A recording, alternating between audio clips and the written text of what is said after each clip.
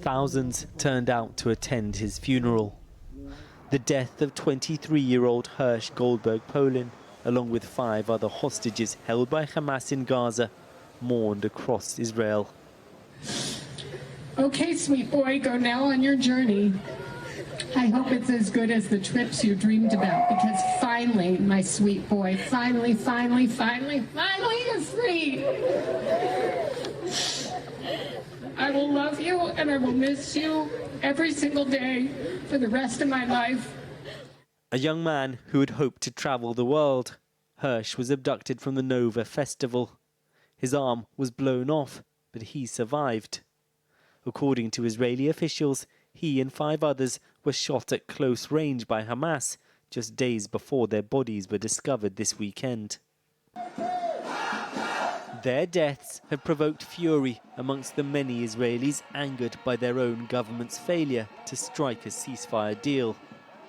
Around 100 hostages still remain in Gaza. The ire of those taking to the streets directed at Prime Minister Netanyahu.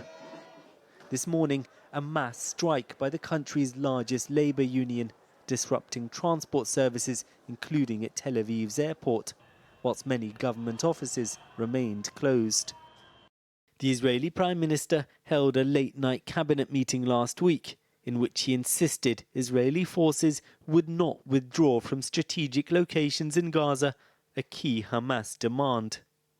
His defence minister, Yoav Gallant, a fierce critic of the decision, warned it would lead to the deaths of hostages. Israeli security chiefs also reportedly favour a deal.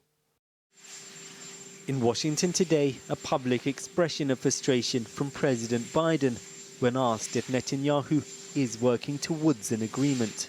Do you think he's doing enough? No. But Netanyahu also faces pressure from far-right coalition partners to continue the war. The extreme right side of his coalition, people like Smotrich and Ben-Gvir, threaten to topple the government, break up the coalition if Netanyahu goes that way.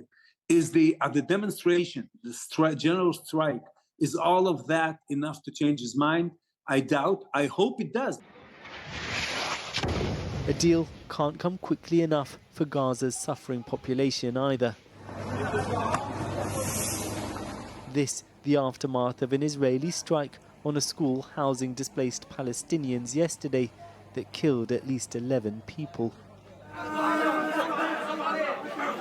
Grief and pain, even as temporary pauses in fighting, were held in central Gaza to allow for polio vaccinations to take place. A longer-lasting reprieve from the bloodshed still looks elusive.